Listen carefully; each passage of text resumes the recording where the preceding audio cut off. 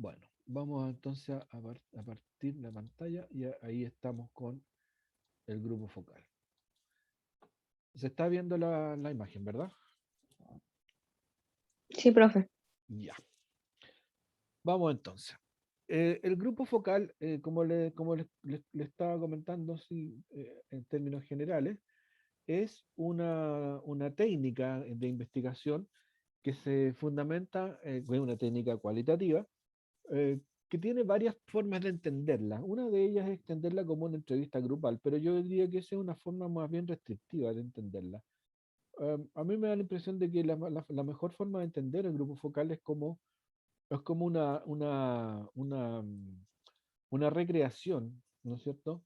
Una recreación de una realidad mayor que se quiere, que se está investigando.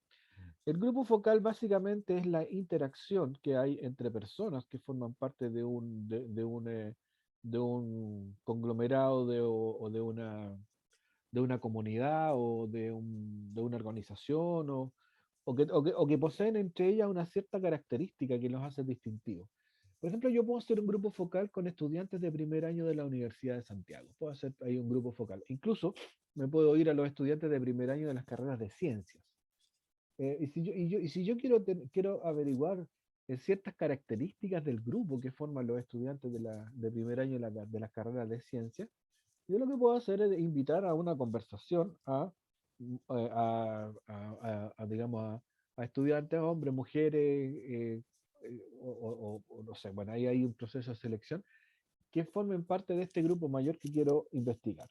Eh, y la, y la idea, la idea matriz y la idea primitiva de la creación de un grupo focal es ver cómo se producen las interacciones entre esas personas que están formando parte de esta entrevista grupal. Eh, Ahora, igual que la entrevista en profundidad, el punto esencial acá es poder interpretar adecuadamente las motivaciones que las personas tienen o las formas o las percepciones que las personas tienen a través de sus acciones y a través de sus dichos. Y no solo, bueno, no solo sus dichos, sino que también a través de toda la batería de mensajes de las cuales con las cuales nosotros contamos para poder establecer nuestros vínculos de comunicación.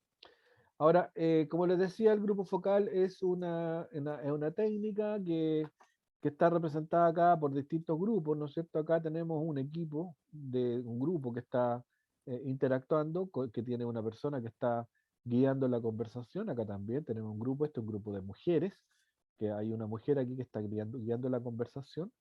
Acá tenemos otro tipo de reunión y aquí tenemos una figura que a mí me sugiere como bien apropiada, porque es como ver cómo las piezas que cada uno tiene encajan en un universo más grande.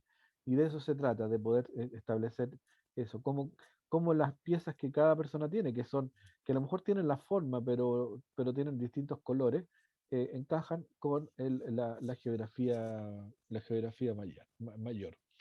Entonces, dicho eso, un grupo focal entonces tiene como objetivo principal es lograr el descubrir una estructura de sentido compartida, que se pueda asimilar de alguna manera al grupo mayor. Ahora, como estamos interactuando con personas, ¿no es cierto? Y además el método de muestreo no es un método estadístico, sino que es simplemente un método que trata de hacer una representación fiel del conglomerado más grande. No podemos hacer una afirmación taxativa de que ese grupo efectivamente representa al grupo más grande, o que las cosas que ocurren en el grupo chico, que es el grupo focal, son las mismas que ocurren en el grupo más grande. No, eso no es así. No se puede afirmar de esa manera. Pero sí se puede afirmar que o se pueden obtener algunas pistas que nos ayuden a entender cómo funcionan las operaciones del grupo grande. Esto es el grupo focal en el ámbito de las ciencias sociales. Ahora, hay grupos focales que se realizan en otros ámbitos, como son, por ejemplo, en el ámbito del marketing. ¿Eh? y que, y que se les pone se les pone el apellido de investigación social. Ahora, en cierta manera pueden serlo, pero tienen objetivos distintos. Eh, y estoy hablando básicamente de aquellos grupos de personas, por ejemplo, que, ¿cómo se llama? Que convoca alguna empresa para poder mejorar sus condiciones en el mercado. Por ejemplo, no sé, pues típico que se puede convocar a un grupo de hombres, ¿no es cierto?, con cierto perfil etario, y se les puede, se les hace hablar respecto de, no sé, pues respecto de un tipo de interés que es propio, típico, típico masculino, en el más sentido de los estereotipos, puede ser hablar respecto de los autos, de los autos. Entonces, ¿cuáles son la idea ahí es, es reconocer en un grupo de hombres de ciertas características las cualidades que mejor valoran en un automóvil. Y esto lo puede hacer, por ejemplo, no sé, qué sé yo. Imagínense ustedes que la empresa Kia, de los automóviles Kia, quiere introducir automóviles en el mercado chileno y tiene distintos modelos y esos modelos y tiene que escoger entre esos distintos modelos para satisfacer un nicho de mercado que son, no sé, hombres de entre 30 y 40 años, que no tienen hijos, que son solteros y que tienen niveles de ingreso, no sé, de grupo ABC, de grupo C2, o sea, ingresos que bordean el 1,5 millones de pesos, por decir algo. Entonces, lo que hace la empresa de automóviles es que contacta a personas que cumplen con el perfil y los convoca y los invita a un lugar a conversar. Entonces, en esa conversación o a partir de esa conversación, lo que se quiere es encontrar pistas que, eh, que sirvan para tomar la decisión de qué modelo de automóvil es el más apropiado para introducirlo en el mercado de automóviles en cualquier parte del mundo, puede ser que en Chile, en Argentina, en Bolivia, donde sea. Entonces, eso es, se puede llamar un proceso de investigación social, pero no es para conocimiento, eso es para tomar decisiones en el ámbito del marketing. Esto mismo se puede hacer en otro grupo etario, por ejemplo, puede ser en un grupo de adolescentes, que no sé, porque adolescentes que son consumidores de, no sé, de anime, por decir algo. Entonces, se pueden convocar a este grupo de adolescentes para conocer la valoración o las cosas que más valoran respecto de los animes y tomar la decisión, que esto lo puede hacer, por ejemplo, no sé, por ejemplo, un canal de televisión que puede incorporar en su parrilla programática anime en una franja determinada y que tiene que escoger entre ¿cómo se llama? 5 series diferentes. Entonces, se convoca a estos jóvenes, se les somete a algún tipo de cuestionario o se les somete a algún tipo de conversación con estímulos visuales, con imágenes, con qué sé yo, con aproximaciones, y hasta recoger un perfil de los gustos vinculados a los animes en ese grupo etario, que puede servir de antecedente y de ayuda para poder decidir entre las opciones y posibilidades que tenga este canal de televisión para poder poner en la parrilla la, la serie de anime o una de las series de anime que tiene a disposición.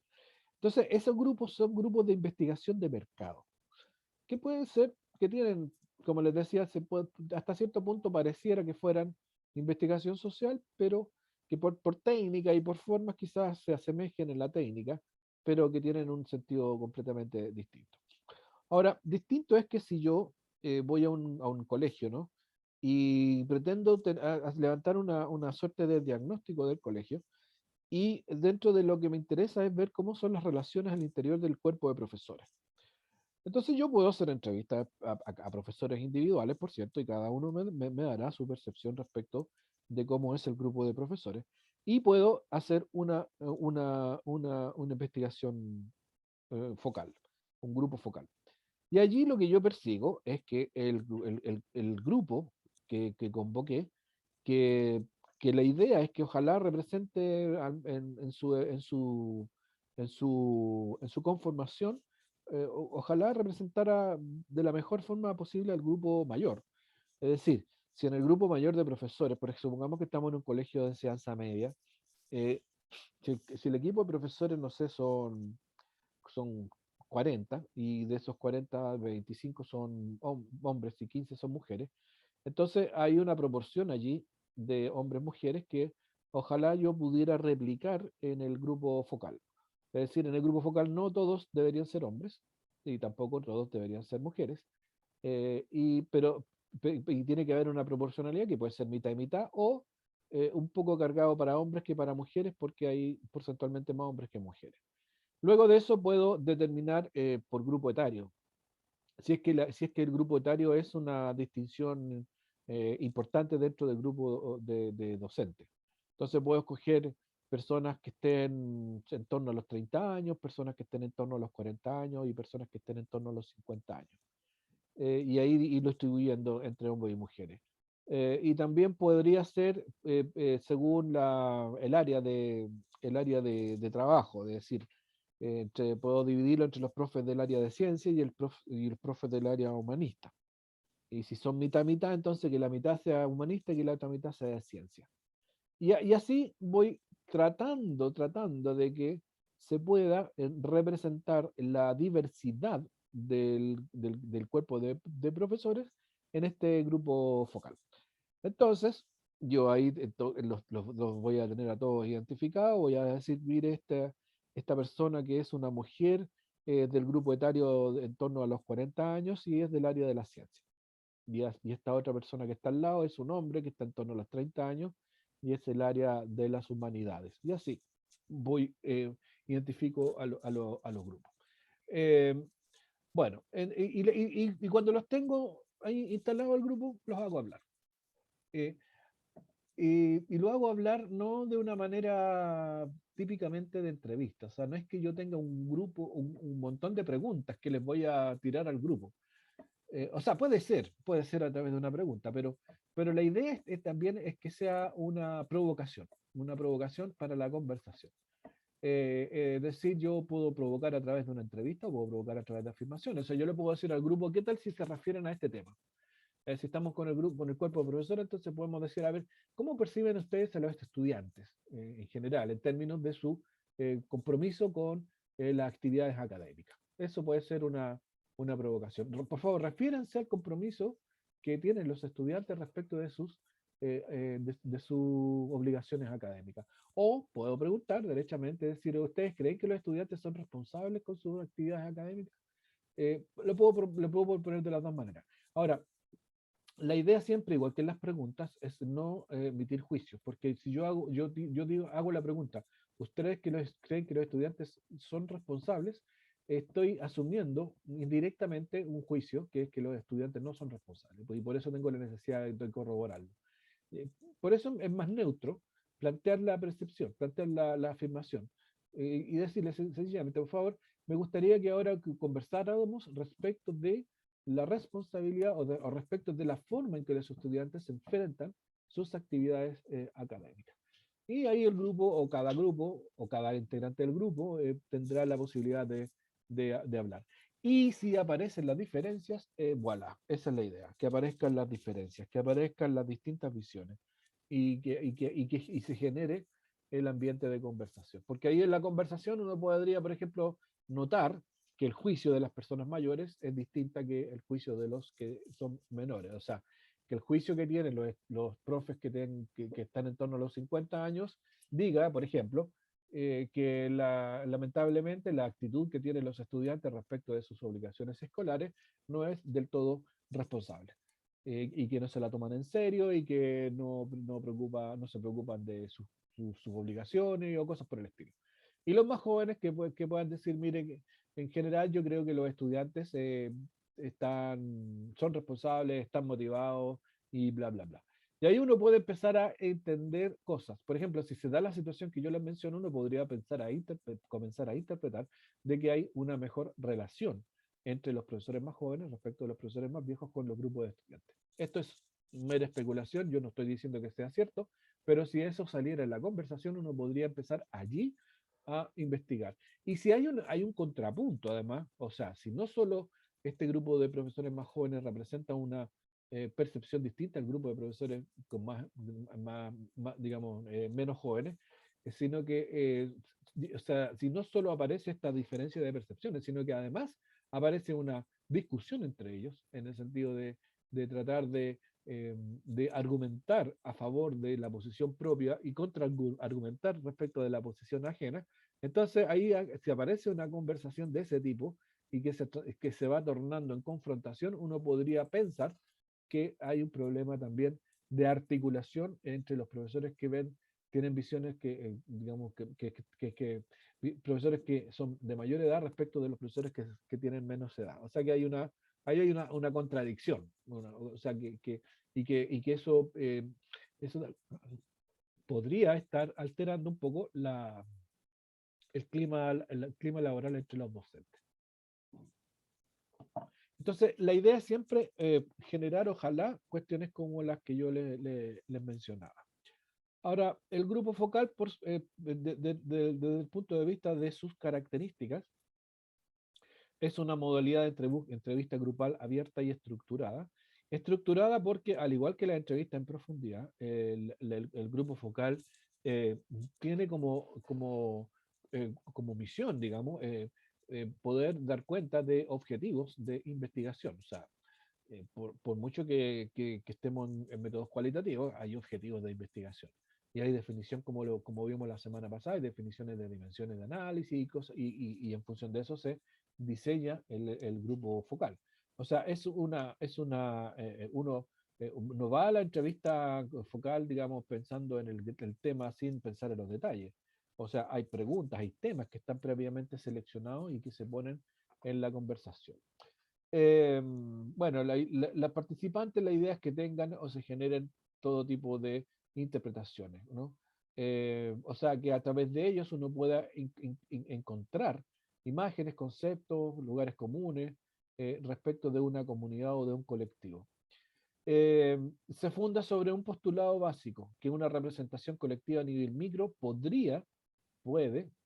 esto es condicional, puede o podría representar lo que sucede a nivel macrosocial. Este es el fundamento básico del grupo focal, que lo micro, o sea, una conversación a nivel pequeño, podría representar lo que ocurre a nivel mayor.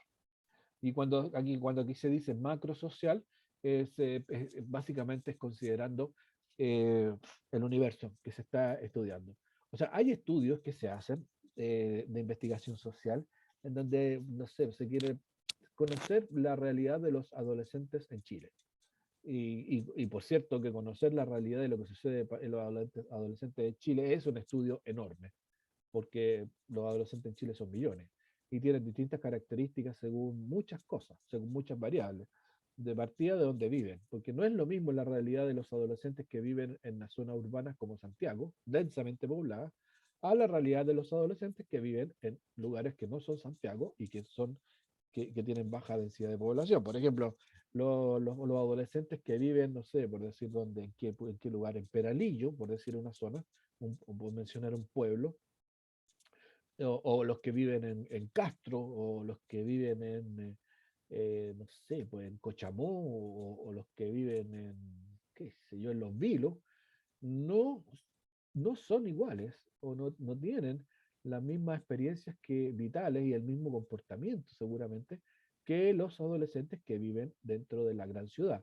E incluso dentro de la propia gran ciudad hay distintos comportamientos. O sea, los adolescentes que viven en una zona como por ejemplo Vitacura, tienen un nivel de comportamiento muy distinto a los adolescentes que viven por ejemplo, qué sé yo, en Cerro Navia o en La Pintana.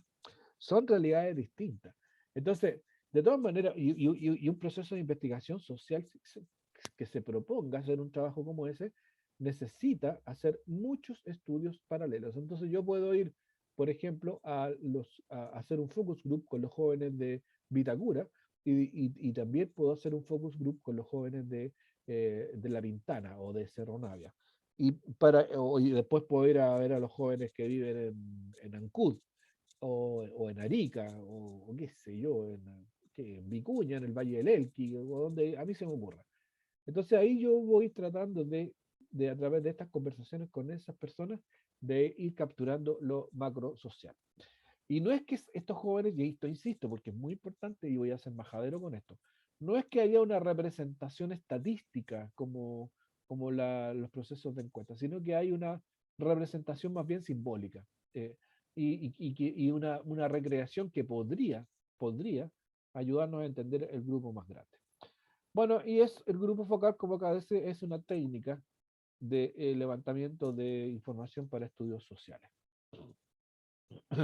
Aquí están algunas ideas que le estamos mencionando. Los grupos focales principalmente se utilizan para conocer conductas sociales, para tener una mayor cantidad y variedad de respuestas que para enriquecer la información respecto de un tema o de un objeto de estudio. Enfocar mejor una investigación, ubicar fácilmente un producto y obtener ideas para desarrollar estudios posteriores. Ese es el contexto general de lo que se denomina en ciencias sociales y en metodología de la investigación cualitativa, esto de los grupos focales. Ahora bien, ¿cómo se hace un grupo focal? Primero se selecciona una muestra que tiene que ver con criterios que no son estadísticos, sino que son estructurales. Es decir, es lo que yo les comentaba.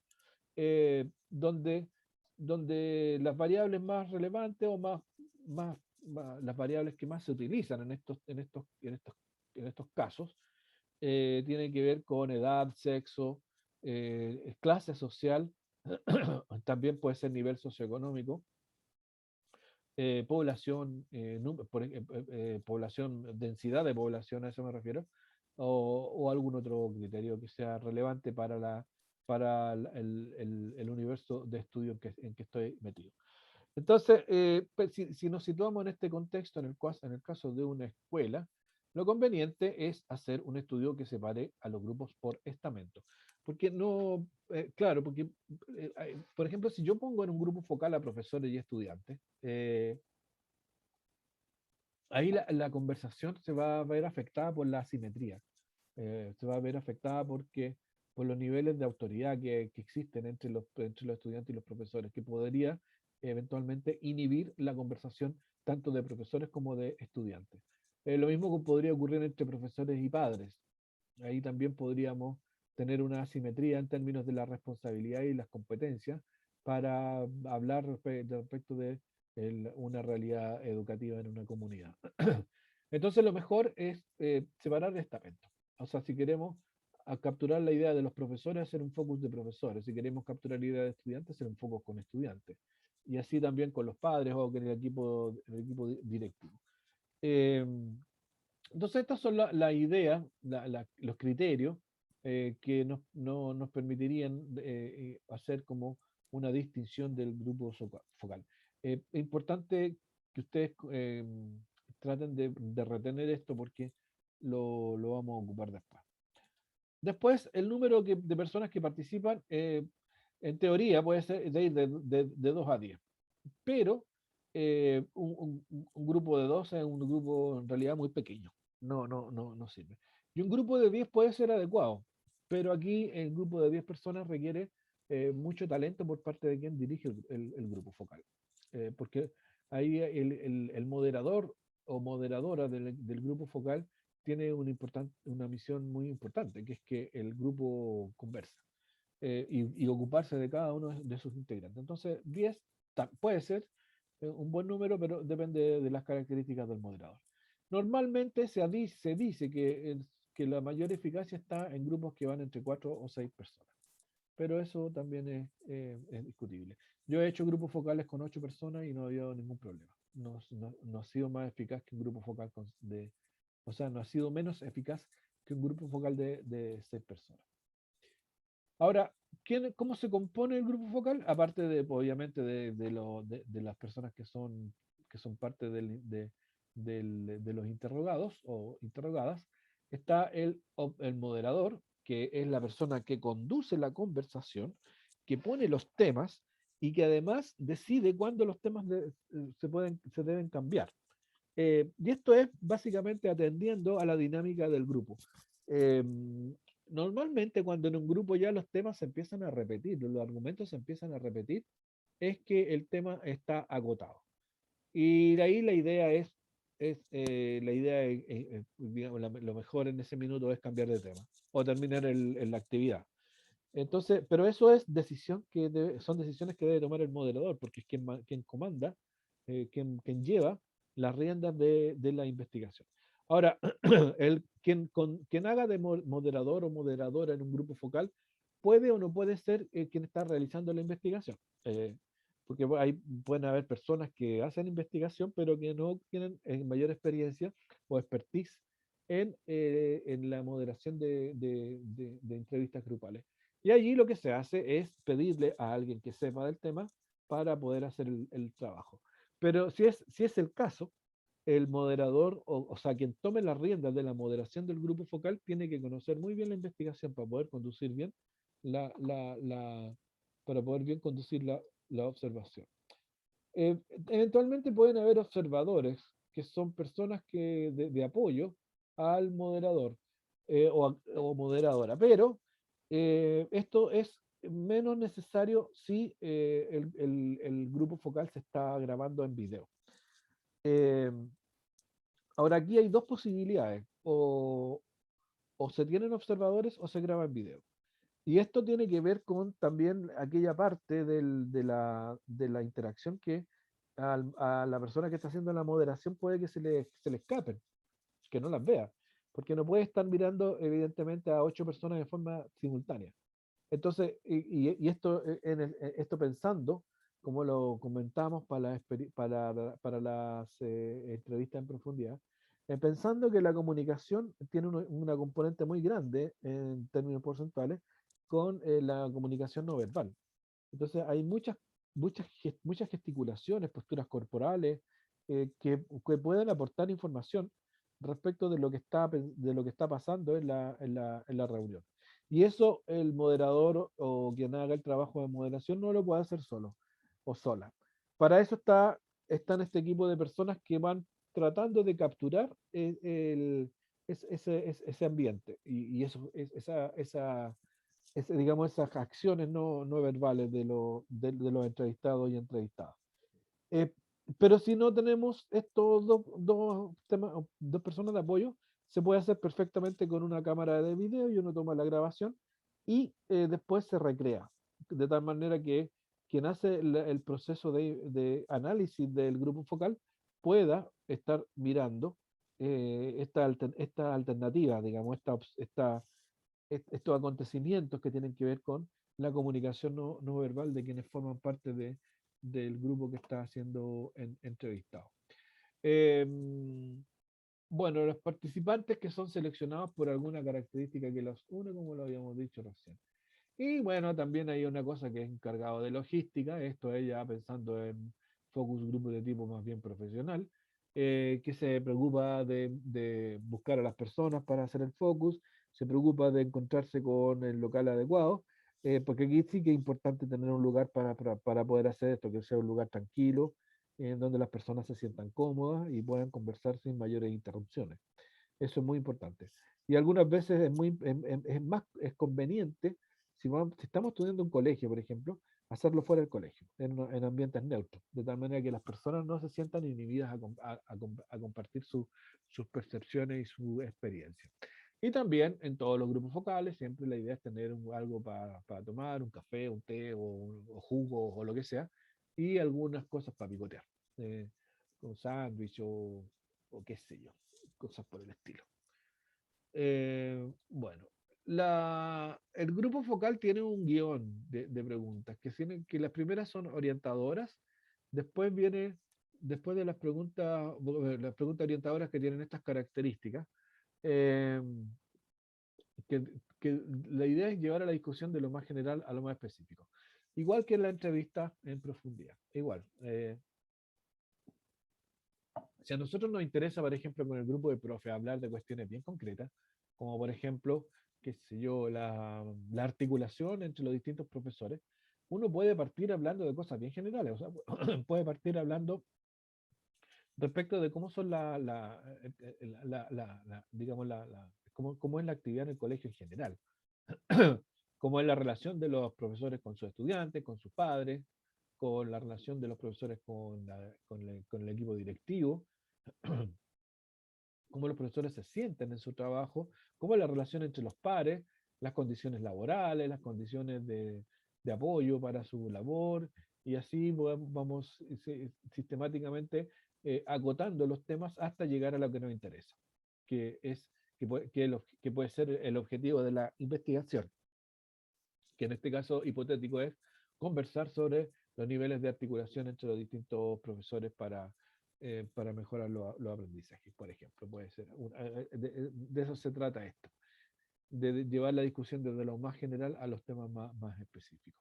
Y por cierto, la idea es que sea una secuencia cómoda, no partir con los temas duros de una porque puede quedar la escoba y porque pueden haber personas que simplemente se resten de la conversación.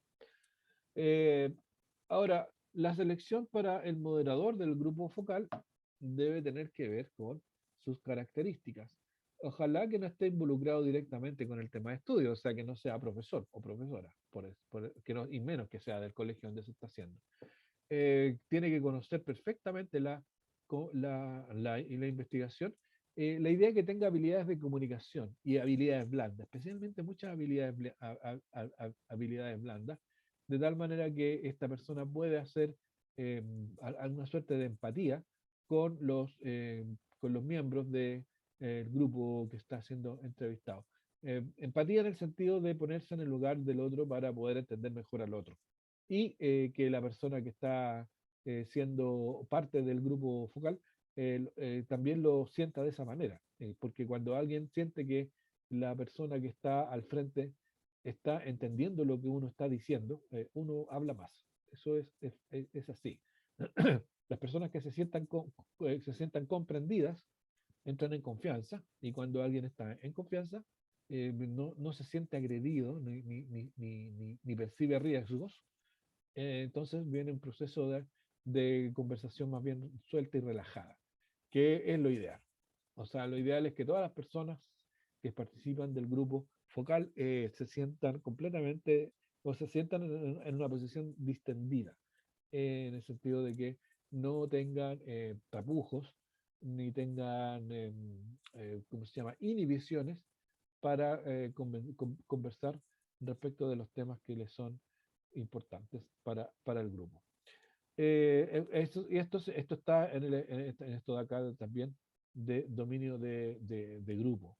En todos los grupos focales esto pasa que hay una persona que habla poco o nada y que o sea, hay personas que hablan poco o nada y hay personas que hablan mucho y no hay cómo hacerlas callar. Siempre ocurre. Entonces ahí el moderador debe tener la habilidad suficiente como para que aquellas personas que hablen mucho hablen menos y las que no hablan nada hablen más. Porque la idea es que todos hablen, esa es la idea, escucharlo a todos es la dinámica de la conversación. Y en esto también es clave mantener el hilo de la discusión, porque la conversación del grupo, si no es orientada, se puede ir para cualquier parte. O sea, los integrantes del grupo focal pueden saber de qué van a hablar, pero lo pueden enfocar de ángulos completamente diferentes. Por ejemplo, si yo estoy en un grupo focal con profesores y me interesa saber que la percepción que tienen los profesores respecto de la escuela, los profes pueden partir hablando desde el aseo del baño hasta, no sé, por la relación con el sostenedor del colegio.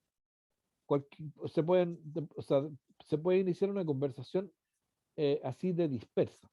Entonces, es rol de la moderación, de la persona que está haciendo la moderación del grupo focal, generar una conversación orientada, una conversación que ataque los temas que le interesan a la investigación y los ataque en el orden que sea más propicio para poder generar una mejor comunicación entre las personas que están siendo interrogadas o las que forman parte del focus group y la persona que está haciendo la tarea de moderación.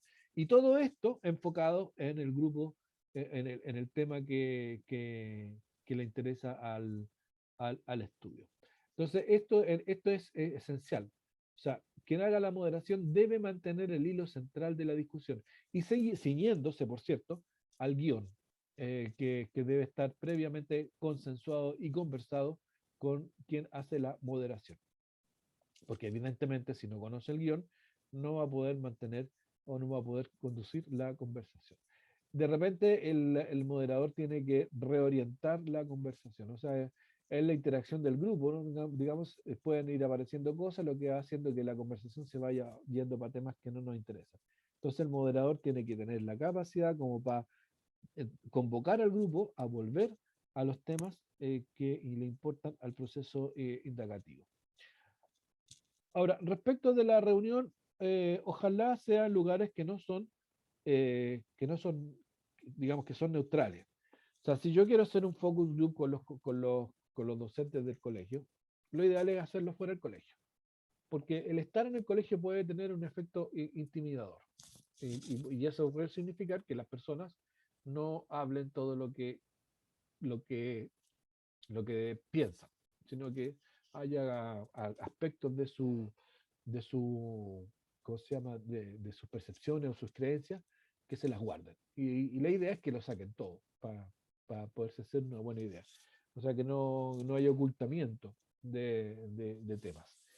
Eh, hay una cosa que se me había olvidado mencionarle. El grupo focal también sirve para distinguir las que son conductas personales versus conductas personales y aisladas, de personas aisladas, como entes aislados, a las conductas cuando estas personas están digamos, en socialización. ¿Qué significa esto? Que una persona puede tener una cierta forma de actuar cuando está sola y otra distinta cuando está en el grupo. E incluso más, sus argumentos y sus declaraciones podrían cambiar dependiendo de si está sola o si está en el grupo. Es típico de estas son las personas que tienden a ser demasiado condescendientes, que en privado pueden hacer cosas, pero cuando están en grupo pueden hacer cosas distintas, con matices, o lisa y llanamente las cosas opuestas. O sea, en grupos puede mostrar una faceta o una careta, si ustedes quieren, y que cuando está en persona, ¿no?, en sola, digamos, en privado, puede que sea muy diferente. Ese era un paréntesis de algo que no les había comentado. Bueno, eso también implica o ayuda a entender la importancia y la trascendencia que tiene este método de estudio. Ahora, en la reunión, también todos los participantes tienen que rodear al moderador y tener además una visión entre ellos. ¿Y esto por qué? Bueno, evidentemente porque quien hace la moderación debe tener a la vista a todas las personas. De nada sirve que tenga personas que no están dentro de su campo visual. Eh, por eso aquí se escogen siempre, o sea, normalmente se escogen una forma de semicírculo, donde el moderador está al medio, o sea, no al medio, pero sí en un extremo del círculo.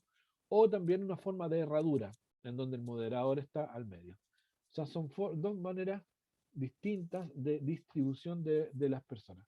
Me refiero a lo siguiente. Una, una, una forma puede ser que, digamos, que sea algo así como un semicírculo, ¿no es cierto? Ahí, una cosa así, ¿no? Y el moderador puede estar acá. Entonces las personas están acá, acá, acá, acá, acá y acá. O la otra puede ser en el mismo esquema, pero ya como más de esta manera, como una suerte de herradura, en donde el moderador esté acá. Entonces tenga a todas las personas alrededor y a la vista. Y aquí incluso se puede aprovechar este espacio como para proyectar cosas, un telón, para ver PPT o animaciones o lo que sea, ¿no? Estas cosas pueden servir para hacer una buena presentación. Bueno, vamos a sacar esto de acá. Otra característica de la reunión es su duración. Una reunión no debería sobrepasar un tiempo de 2 horas. Y tampoco que sea menos de 1 hora. ¿Sabes? Como un tiempo prudente, porque ya después de 2 horas, ¿sabes? Se puede generar mucho cansancio. Y ya las personas lo único que quieren es irse y o no hablan o no, o las cosas que dicen no son, no las representa realmente. O sea, dice lo dice como sin ganas. Bueno, ventajas del grupo focal. eh, bueno, un ambiente del grupo podría ser un estímulo para que las personas digan cosas que individualmente no son capaces de decirlas. O sea, eso puede ser una ventaja. Ahora, igual que en todos los métodos cualitativos, y es que esto es propio de los métodos, porque también ocurre en el grupo focal. Eventualmente, si el moderador es una persona con experiencia, podría encontrar aspectos de la investigación que no están declaradas en el diseño y que emergen como cosas interesantes y que podrían ser también importantes. Entonces, el moderador podría tomar la decisión de separarse un poco del guión original y hablar sobre temas que emergen dentro de la propia conversación. Y esto, como lo he dicho varias veces, esto es propio de los métodos cualitativos. Es decir, que la toma de datos es una toma de datos dinámica, que la persona perfectamente que está haciendo la recogida de información se desvíe respecto del guión original y presente opciones que van emergiendo en la medida que la conversación o la observación, si es que es una observación participante, se está llevando a cabo. Por lo tanto, hay una flexibilidad que es propia del tipo, del método cualitativo, pero que en el caso de focus group también se podría dar. Bueno, y aquí hay un proceso de comunicación que es colaborativa. O sea, la idea es que se genere esta sinergia en los participantes y que se genere esto de que una persona puede que en grupo y en la seguridad de sus pares diga cosas que en otros espacios no necesariamente lo va a decir. Y allí está el tema ¿cómo se llama? De la cooperación entre los integrantes del grupo para ir soltando las ideas. ¿Cuáles son desventajas? Que bueno, los resultados no se pueden trabajar estadísticamente y esto hay que decirlo hasta el cansancio. Los integrantes del grupo focal, si bien pueden representar estructuralmente a la población, y cuando digo población me refiero a la población que está siendo estudiada, no implica que lo que salga de allí, o lo que se converse, o lo que se concluya después del grupo focal, represente a toda la población necesariamente. No, eso no hay un paso directo allí. Lo que ocurre en el grupo focal ocurre en el grupo focal, como espacio artificial de conversación. Ahora, uno podría, a partir de eso, inferir ciertas cosas que podrían estar ocurriendo en la población general. E incluso esas inferencias pueden ser las hipótesis de investigaciones cuantitativas, que con el método del diseño muestral, el grupo que se ha entrevistado a través de un cuestionario en una encuesta sí representa a la totalidad de la población en cuanto a sus resultados. Pero en el grupo focal eso no ocurre. Bueno, aquí los participantes se podrían eventualmente sentir incómodos e inhibir su participación en grupos por temas íntimos o por timidez también. Bueno, esto es algo que el moderador tiene que controlar, tiene que tratar de ponderarlo adecuadamente para tratar de que la persona que tiene una situación como esa se sienta más cómoda y ojalá pudiera conversar. Otras dificultades, bueno, el que tiene mayor facilidad de palabra podría dominar la discusión grupal. Esto es típico, sobre todo cuando hay estructuras de personalidad que son muy más potentes que otras. Normalmente alguien puede llevarse la pelota para la casa o querer llevarse la pelota para la casa. y empezar a dar opiniones personales como si fueran del grupo, o apropiarse la representación del grupo en la conversación. Y ahí hay que hacer un paralelo, o sea, hay que simplemente decir que todas las opiniones son valiosas y que hay que respetar las opiniones del resto y que todo el mundo quiere dar su opinión y que quiere conversar y bla, bla, bla, y tratar de bajarle los humos a estas personas que tratan de hegemonizar la conversación. Y otro efecto que no es deseado, pero que también se produce muchas veces, es que los integrantes del grupo tienden a estar de acuerdo con el grupo. O sea, cuando, por ejemplo, si estamos hablando entre 8 personas y 6 de las 8 personas han manifestado una opinión coincidente respecto de un tema, las otras 2 personas van a tender a estar de acuerdo por una cuestión de arrastre, por una cuestión de evitar quizás hasta el conflicto o por simple inseguridad. Esa es una desventaja que es medio complicada de revertir. Ahora, en la medida que el moderador o moderadora pueda hacer potenciar a las personas en cuanto a su posibilidad de establecer opiniones, podría aminorarse de alguna forma, pero muchas veces resulta completamente inevitable. Ahora, lo importante es, para quien está haciendo la investigación, es detectarlo eh, ¿cómo se llama? Eh, Ponderar debidamente lo que ocurrió en el grupo focal en función de estas personas que son más bien dominantes.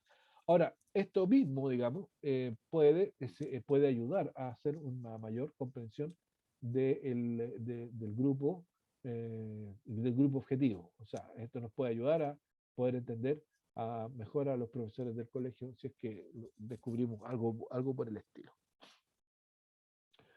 Bueno, ahora finalmente, cuando se hace un grupo focal, hay mucha información que se recoge y lo que hay que hacer es ordenarla, clasificarla y analizarla.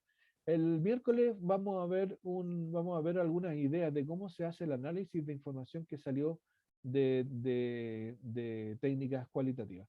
Pero en realidad, lo que se refiere al grupo focal, al igual que la entrevista en profundidad, la idea es de inmediato, una vez que ha terminado, hacer anotaciones y tratar de hacer un resumen sintético pero analítico de lo que fue la reunión y las impresiones con las que nace este tema de la moderación se queda. O también puede ser del investigador, porque perfectamente la conversación se puede estar desarrollando en un ambiente distinto donde está el propio investigador, pero puede estarlo mirando con un sistema cerrado de televisión o por alguna ventana o por donde sea, sin interactuar en el grupo, por cierto, simplemente observando. Entonces, bueno, tanto gracias a la moderación como el investigador o investigadora, si es que están presentes, lo que tienen que hacer inmediatamente después de terminado el grupo focal es una breve síntesis.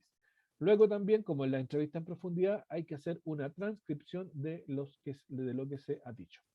Eh, de tal manera que no solo se pueda reconstruir la atmósfera, sino que también se reconstruya la, la conversación, los discursos, las ideas, la confrontación. Todas esas cosas que son tan relevantes a la hora de tratar de caracterizar a una comunidad. En términos de análisis en general, también lo que hay que analizar son los relatos, o sea, lo dicho, lo que se dice, el discurso, el cómo se dice, ¿no? También es importante, o sea, aquí de nuevo entramos en la lógica de la comunicación verbal y no verbal. Tan importante, es tan importante lo que se dice como cómo se dice. Ambas cosas son muy importantes. Algunas veces es más importante incluso el cómo se dice al qué se dice, pero ambas cosas siempre son importantes. Hay una corriente de análisis de entrevistas, sean individuales o sean grupales, que se focaliza en el qué se dice. Eh, y a partir de la focalización del qué se dice, se extraen conclusiones. Y para eso, por ejemplo, se contabiliza el número de veces que alguien repite una palabra. O también el número de veces que en sus intervenciones repita una idea. Eh, eh, o el número de veces que pone una inflexión de voz. ahí hay elementos para el análisis del qué se dice. Y para muchas personas que hacen investigaciones cualitativas, esa es la manera de hacer análisis cualitativo. En mi opinión, eso es bastante restrictivo porque se, mm, se orienta solo al discurso formal y no al contexto del discurso y no a la intencionalidad del discurso. Que eso se puede ir tratando de interpretar a través de las actitudes y especialmente también a través de las opiniones. Porque cuando uno emite una opinión, lo que está haciendo es emitir un juicio. Y cuando uno emite un juicio, establece una racionalidad en el discurso. Entonces, entender el juicio que se está realizando ayuda a entender el discurso. ¿No? Son dos planos de la misma situación y que una alimenta a la otra y que en conjunto nos ayudan a hacer un juicio explicativo respecto de la persona que está actuando. Bueno, y por último está el análisis de toda la información. Eh, eh, yo soy más bien partidario de los análisis fenomenológicos, o sea, de estudiar el fenómeno en su conjunto e interpretar mucho, más que contar palabras, sino que interpretar actitudes, conductas, juicios, valores expresados y ojalá poder capturar emociones. Yo creo que eso ayuda mucho más a entender a una persona o a un grupo de personas y por la vía de ello entender al colectivo, más que eso ayuda mucho más que a dedicarse a contar palabras. Eh, y lo digo esto sin ánimo de despreciar nada, pero lo que pasa es que hay investigaciones sociales, de entrevistas, que el análisis que se hace es tomar el texto, transcribirlo y contar el número de veces que se repite una palabra. Y eso para mí no implica mayor conocimiento. O sea, puede significar algo, pero eso tiene que ser complementado necesariamente con otras cosas para poder hacer un buen juicio interpretativo de lo anterior. Bueno, entonces, bueno, cuando uno analiza la información, la idea es vincularlas con otras cosas, hacer estos procesos de triangulación, que puede ser comparar lo que salió en una entrevista con lo que salió en el focus group, o con una o más entrevistas, y de esa manera, a través de establecer similitudes, tratar de encontrar, y diferencias también, tratar de dibujar el mapa y tratar de generar una visión comprensiva del fenómeno que se está estudiando. Bueno, entonces, en resumen, en resumen, esta técnica de investigación es una... no puedo parar acá. ¿Va? Desaparecí. ¿Aló? ¿Me están escuchando, verdad? Sí, profe. Ya, es que de repente pensé que estaba desaparecido. Ya, ahí sí. Finalmente, y para cerrar la idea de los grupos focales, es una técnica que recrea las condiciones de un colectivo digamos, en un microespacio. Esa es la idea. La idea es de replicar lo que ocurre en el microespacio de lo que ocurre en un espacio mayor. Eh, y lo que se persigue es capturar las discusiones, los significados, las formas, las entonaciones, incluso las confrontaciones, las alianzas que hay allí o que eventualmente pueden aparecer allí, como para tener una sospecha de lo que ocurre a otro nivel. Es una técnica muy entretenida, de muy choro hacer grupos focales. Eh, eh, y muchas veces es muy enriquecedora. En menos, las técnicas, las entrevistas en profundidad son como más formales, más estructuradas, como más, ¿cómo podríamos decirlo? Más acartonados. Los grupos focales son como más desordenados. Y es un poco la idea.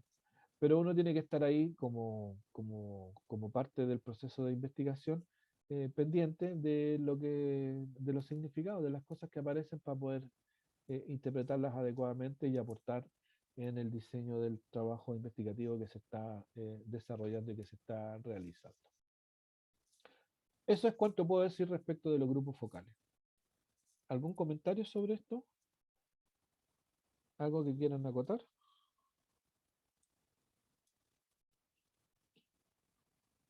¿No? ¿Nada? Creo que no. Gabriela, tú siempre tienes algo que decir, esta vez no quieres decir nada. Quedaste, No, profe, no tengo nada que decir. quedaste anonadada. Bueno, entonces